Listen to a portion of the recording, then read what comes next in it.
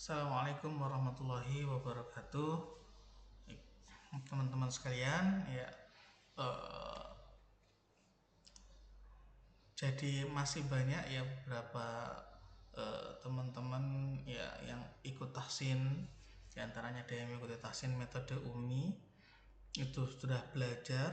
Ya, kemudian sudah jilid 6 ya, sama ustazahnya sudah dikatakan ini sebenarnya udah siap sebenarnya ikut tasih ya, tapi masih banyak yang takut ya, takut ikut tasih. Jadi seakan-akan tasih ini sesuatu hal yang menakutkan, sesuatu hal yang mengerikan ya.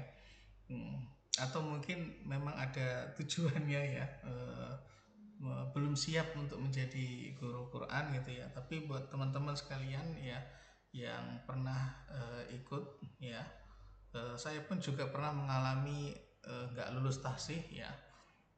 Tetapi sebenarnya tasih itu punya fungsi sebagai alat untuk mengontrol kita atau memonitoring kita, sebenarnya bacaan Quran kita ini sudah sampai di mana gitu. Apakah masih ada hal yang perlu diperbaiki atau perlu uh, belajar kembali, atau ada yang kurang pas, kurang fasih gitu.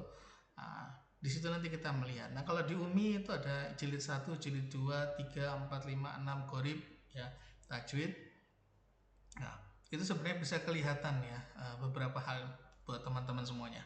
Kalau misalnya pada saat ujian tasih kesalahannya itu fatal, misalnya kesalahannya di huruf gitu, ya tidak bisa membedakan antara A dengan A, ya tidak bisa membedakan huruf-huruf ya, H dengan Kho misalkan, ya maka, atau ya salah di huruf ya berarti dia memang harus belajar jilid 1 ya, jangan ikut tasih gitu kan.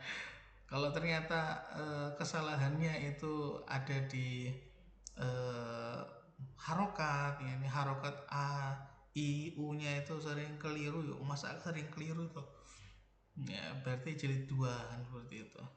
Tapi jarang sekali terjadi ada orang yang tasih kemudian ternyata jilid 1, ternyata jilid 2 itu mesakne gitu. Ya paling bahasa halusnya nggak ditulisi jadi 1, 2, tapi terus mungkin perlu belajar tartil kembali seperti itu.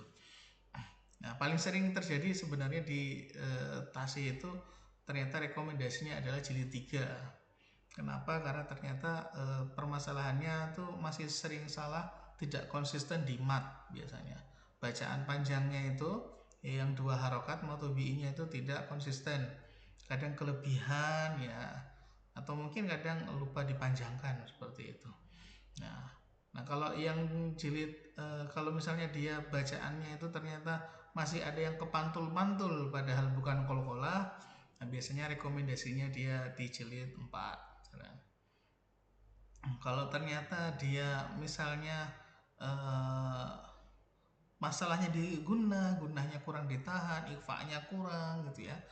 Hmm, pokoknya hal-hal yang sifatnya ada mengandung gunnah gitu, itu biasanya rekomendasinya untuk belajar jilid 5. Nah, bila jilid 6 ya itu bila misalkan dalam hal kolkola, fawatihus suarnya masih kurang, goribnya masih salah, itu biasanya direkomendasikan untuk belajar kembali jilid 6 dan goribnya seperti itu. Sama seperti teman-teman sekalian ya, saya juga pernah ikut tasih ya. Ya saya pernah di jilid 5 gitu ya, ikut tasih ya, waktu itu mewakili PPK Saintek. Ya itu saya masih ada catatannya ya, itu gombi gunahnya masih kurang gitu ya.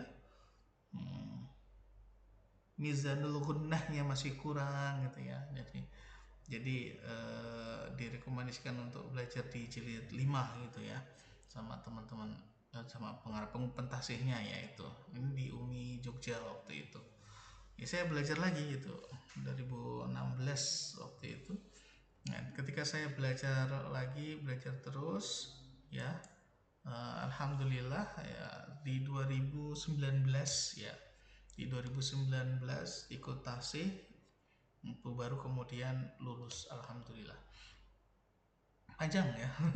Yang penting tinggal kita belajarnya aja. Jadi kadang-kadang banyak orang yang pengennya cepet, pengen instan gitu loh. Terus sesuai tadi itu prioritasnya, tujuannya itu. Kalau memang tujuannya adalah guru Quran, pengen benar-benar menyebarkan Quran, menyebarkan semangat Quran, ya memang butuh keseriusan seperti itu. Dan alhamdulillah lulus di 2019, dan bareng-bareng sama istri waktu itu kita sertifikasi ya di tahun 2020. Sebulan kemudian COVID ya. Waktu itu setelah sertifikasi sebulan kemudian COVID. Itu tantangan berat itu, tiba-tiba kita nggak bisa ketemuan ya untuk tahsin ya, mendadak seperti itu. Nah, ada tips-tipsnya buat teman-teman yang ingin ikut ujian tahsin misalkan. Yang pertama ya, tipsnya ya, selain kita sudah dapat ilmunya dan sudah belajar itu, satu itu jangan gugup ketika ujian tahsin. Set ketemu ustadz ustazah yang kita nggak kenal lain begitu, satu jangan gugup ya, harap tenang gitu ya. Yang kedua, ketika kita membacakan, pastikan suara kita los, jangan ditahan-tahan, mau kencangin aja sekalian ya. Jadi jangan a'udzubillahi, jangan gitu. Losin aja, kencangin ya, a'udzubillah, sekalian yang kencang, ngagetin ya nggak apa-apa gitu ya. Jadi teman-teman, kuncinya los suaranya yang pertama. Yang kedua gitu, fokus kita ya, fokus. Jadi yang pertama itu jangan grogi, dua suaranya los, yang ketiga fokusnya dalam bacaan kita. Cepat kemudian kita melihat ketika nanti diberikan tes bacaan-bacaan tertentu pada lembar-lembar tertentu, perhatikan betul itu. Makanya teman-teman, penguasaan ghoribnya harus bagus. Ketika melihat ayat itu ya, langsung fokus dan memahami dan langsung mendeteksi ini ghoribnya apa, seperti itu. Ketika kita sudah mendeteksi ghoribnya apa, langsung kemudian kita baca gitu. Jangan ketika dikasih lembar ya, teman-teman langsung baca, tarik nafas, deteksi dulu ayat yang dibaca ini letak ghoribnya di mana. Ketika kita melihat oh ada ghoribnya di sini, mulai baca. Tapi ingat, deteksinya harus cepat. Itulah kenapa ketika kita belajar ghorib itu ada komentar-komentar yang memang harus dihafal, dan kemudian kita juga mengulang-ulang ayatnya ya, supaya kemudian kita itu cepat ya, jangan terlalu lama itu ya. Jadi ketika diberikan lembar, atur napas dengan baik sambil mendeteksi ghoribnya di mana, langsung kemudian kita baca ya, dengan penuh percaya diri, suara yang lantang, los ya, dengan kuat gitu ya. Nah, dan sisanya adalah kita serahkan kepada Allah Subhanahu wa Ta'ala. Saya masih teringat dulu waktu di Jogja, ketika saya tidak lulus tahsin itu, saya bertanya sama Ustadz yang di UMDA waktu itu, UMI daerah Jogja, Ustadz, saya ini kok gak lulus tadi itu ya. Ada satu kalimat yang menarik itu, Ustadznya bilang begini ya, Quran itu milik Allah ya. Di situ saya tanya, Ustadz, kenapa saya ini kok nggak lulus gitu ya, gimana caranya supaya lulus Ustadz ya. Beliau hanya mengatakan, nah, Quran itu milik Allah, dan Allah biasanya pilihkan gitu, pada lisan siapa Quran itu nanti akan diajarkan gitu. Semuanya bergantung dari kedekatan kita dengan Quran. Jadi sebenarnya kalimat ini juga mengingatkan kepada saya gitu, supaya oh jangan-jangan saya cuma pengen ngejar sertifikatnya gitu, tapi saya ini nggak dekat sama Quran gitu. Maka itu penting menjadi koreksi bagi diri kita gitu. Oke, semangat tahsin ya, dan semoga lulus dan menjadi guru Quran. Assalamualaikum warahmatullahi wabarakatuh.